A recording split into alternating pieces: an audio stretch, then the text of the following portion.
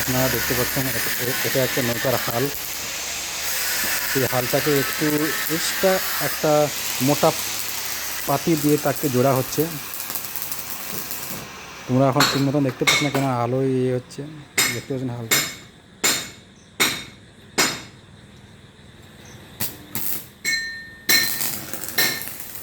আরে এটা হচ্ছে আমাদের পাওয়ার ট্রলারের চাকা, যাকে বলা হয় ক্যাজুয়াল চাকা। তো এর কাজ হবে একটু পরেই।